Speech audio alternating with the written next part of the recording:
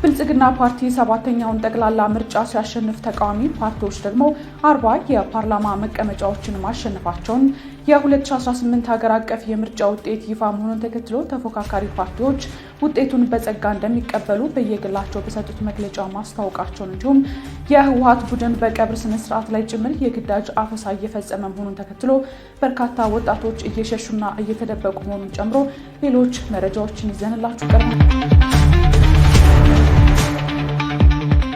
ብልጽግና ፓርቲ ሰባተኛውን ጠቅላላ ምርጫ ሲያሸንፍ ተቃዋሚ ፓርቲዎች ደግሞ 40 የፓርላማ መቀመጫዎችን አሸነፉ።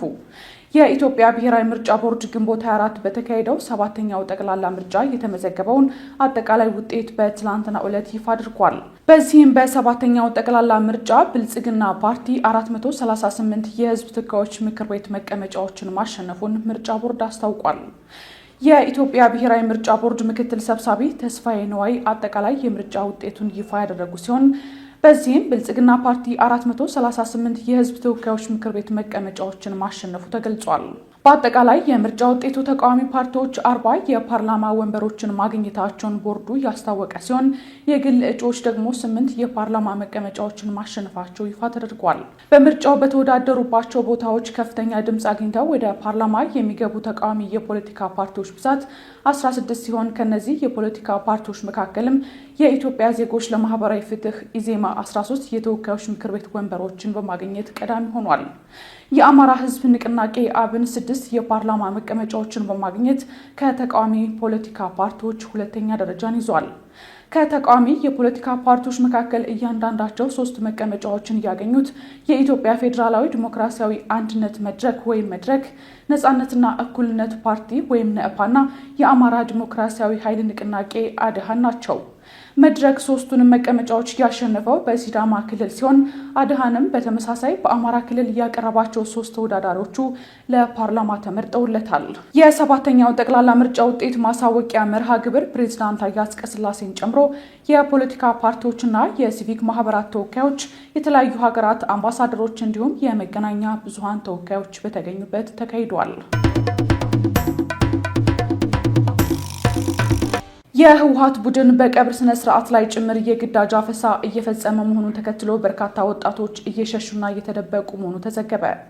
የህወሓት ቡድን በትግራይ ክልል እየፈጸመ ያለው የግዳጅ ወታደራዊ ምልመላ በፈጠረው ስጋት ምክንያት በርካታ ወጣቶች ከክልሉ እየወጡ ወደ ቀሪው የኢትዮጵያ ክፍል እየሸሹ ሲሆን ሌሎች ደግሞ እዚያው ተደብቀው እንደሚገኙ ተገልጿል። በክልሉ ውስጥ በስፋት እየተካሄደ ባለው የግዳጅ ወታደራዊ ምልመላ የተነሳ እንቅስቃሴዎች እየተስተጓጎሉ መሆናቸውን የሚናገሩት ነዋሪዎቹ ፍርሃት መንገሱንም አክለው ገልጸዋል።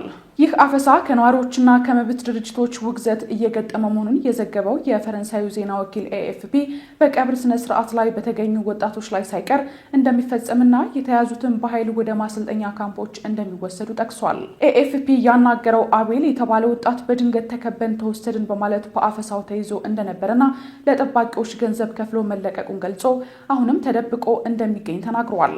ቅድሚያ ለሰብአዊ መብት ኢትዮጵያ የተባለው የመብት ተቆርቋሪ ድርጅት በአብዛኞቹ የትግራይ አካባቢዎች በሙሉ የግዳጅ ወታደራዊ ምልመላ እየተካሄደ መሆኑን ለዜና ወኪሉ ገልጿል። የሰብአዊ መብት ድርጅቱ በአፈሳው ዙሪያ 27 የዓይን እማኞችን ቃለ መጠይቅ ማድረጉንም አሳውቋል። ተይዘው ወደ ካምፕ ከገቡ በኋላ አምልጠው በክልሉ የተደበቁ እንዲሁም ወደ አዲስ አበባ ሸሽተው የሄዱ በርካታ ወጣቶች እንዳሉም ድርጅቱ ይፋ አድርጓል። በአሁኑ ወቅት እየተካሄደ ባለው አፈሳ የህወሓት ኃይሎች መንገዶችን በመዝጋት ወጣቶችን መውጫ ሳጥተው በመያዝ ወደ አንድ ቦታ ሰባስበው ወደ ማሰልጠኛ ካምፕ እንደሚወስዷቸው ምስክሮችም ይናገራሉ። የፈረንሳይ ዜና ወኪል እንዳለው በርካታ የትግራይ ክልል ነዋሪዎች የህወሓት ቡድን መሪዎች በሚያደርጉት ነገር ላይ ከፍተኛ ምሬት ውስጥ ገብተዋል። የአሜሪካ መንግስት የጦርነት ቅስቀሳ እያደረጉ ነው ባላቸው የህወሓት ቡድን መሪዎችና ቤተሰቦቻቸው ላይ የጉዞ እገዳ መጣሉም ይታወሳል። አሜሪካና ኢራን በስዊዘርላንድ ያካሄዱት ከፍተኛ ደረጃ ነው የተባለለትን የመጀመሪያ ዙር ድርድር ማጠናቀቃቸውን አደራዳሪዎቹ አስታወቁ። አሜሪካና ኢራን ለወራት ሲያካሂዱት የነበረውን ጦርነት ለማስቆም የሚያስችላቸውን የመጀመሪያ ዙር ድርድር አጠናቀዋል።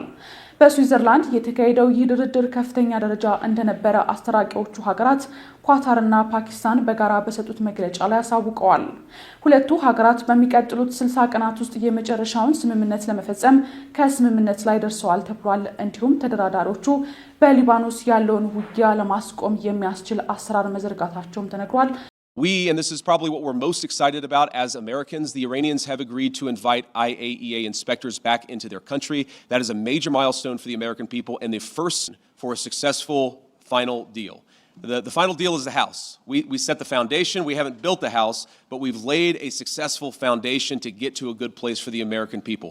I think it's አሜሪካና ኢራን በስዊዘርላንድ ያካሄዱት ከፍተኛ ደረጃ ነው የተባለለትን የመጀመሪያ ዙር ድርድር ማጠናቀቃቸውን አደራዳሪዎች አሳወቁም። በከፍተኛ የአሜሪካና የኢራን ባለስልጣናት መካከል በስዊዘርላንድ ሲካሄድ የነበረው የመጀመሪያው ዙር የሰላም ውይይት መጠናቀቁን አስታራቂዎቹ ሀገራት ኳታርና ፓኪስታን አሳውቀዋል። ውይይቱ የተጠናቀቀው ቴህራን የሆርሙዝ ወሽመጥን ድጋሚ መዝጋቷን ባወጀች በትና የአሜሪካው ፕሬዝዳንት ዶናልድ ትራምፕ በኢራን ላይ ጥቃቶችን መልሶ የመጀመር ዛቻቸውን በደገሙበት የውጥረት ድባብ ውስጥ ሆኖም ነው። በአስታራቂዎቹ ኳታርና ፓኪስታን የወጣው የጋራ መግለጫ እንደሚያመላክተው ሁለቱ ሀገራት በሚቀጥሉት 60 ቀናት ውስጥ የመጨረሻ ስምምነት ላይ ለመድረስ በሚያስችል ከስምምነት ላይም ደርሰዋል። ይሁን እንጂ ዝርዝር የቴክኒክ ውይይቶች በኳታር ባለቤትነት እስከ ሳምንቱ መጨረሻ እንደሚቀጥሉ የኳታር ውጭ ጉዳይ ሚኒስትርም ገልጿል። ተደራዳሪዎቹ በሊባኖስ ያለውን ውጊያ ለማስቆም የሚያስችል አሰራር የዘረጉ ሲሆን ለዓለም አቀፍ የነዳጅ ንግድ ወሳኝ በሆኑ የሆርሙዝ ወሽመጥ በኩል ለንግድ መርከቦች አስተማማኝ መተላለፊያዎችን ለማረጋገጥ የሚረዳ የኮሙኒኬሽን መስመር መክፈታቸውን መግለጫው ጠቁሟል። የአሜሪካው ምክትል ፕሬዝዳንት ጄዲ ቫንስ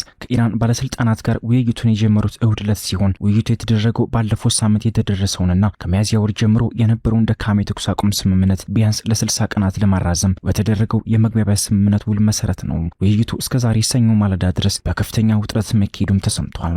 የኢራኑ የውጭ ጉዳይ ሚኒስትር አባስ አራጋቺ በማህበራዊ ሚዲያ ገጽ ላይ ባስተላለፉት መልእክት ሀገራቸው ለዘይትና ለፔትሮኬሚካል ምርቶች የወጡ ማዕቀቦች ማለቂያ ማግኘቱን፣ የተወሰኑ የታገዱ የገንዘብ ሀብቶች እንዲለቀቁላትና ለኢራን የመልሶ ግንባታ ልማት እቅድ እንዲጀምር መስማማታቸውን ገልጸዋል። ዋይት ሀውስ ከፍተኛ ደረጃ ውይይቱ ለጊዜው ስለመጠናቀቁ ተጠይቆ እስካሁን የሰጠው የፍሪ አስተያየትም ሆነ ምላሽም የለም። ውይይቶቹ ዑደት በይፋ ከመጀመራቸው ጥቂት ቀደም ብሎ ትራምፕ የኢራን ባለስልጣናት ወሽመጡን እንደገና ለመዝጋት ከሞከራቸው ሀገር አይኖራቸውም ማለታቸውን ፎክስ ኒውስ ዘግቦታል። ትራምፕ አሜሪካ የውሃ መስመሩን ልትቆጣጠሩ እንደምትችልና ምናልባትም የራሷን የማሳለፊያ ክፍያ ልታስከፍል እንደምትችልም ከዚህ ቀደም የሰነዘሩትን ዛቻም ደግመውታል።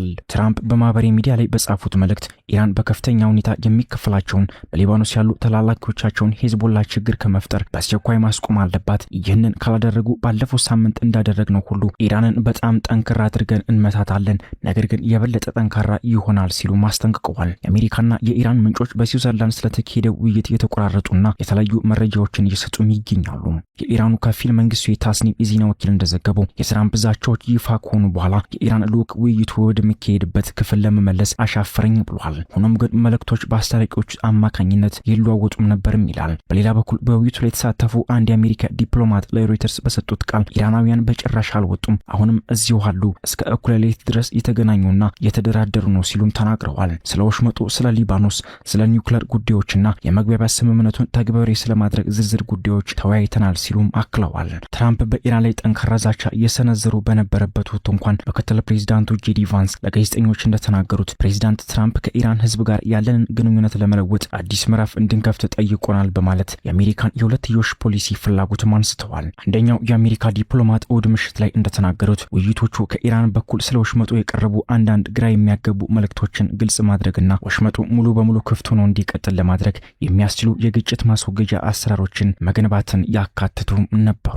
We, and this is probably what we're most excited about as Americans, the Iranians have agreed to invite IAEA inspectors back into their country. That is a major milestone for the American people and the first step in permanently denuclearizing or permanently ending a nuclear weapons program in Iran. The way that I think about it is very simple. We laid a very good foundation for a successful final deal. The final deal is the house. We set the foundation. We haven't built the house, but we've laid a successful foundation to get to a good place for the American people. I think it's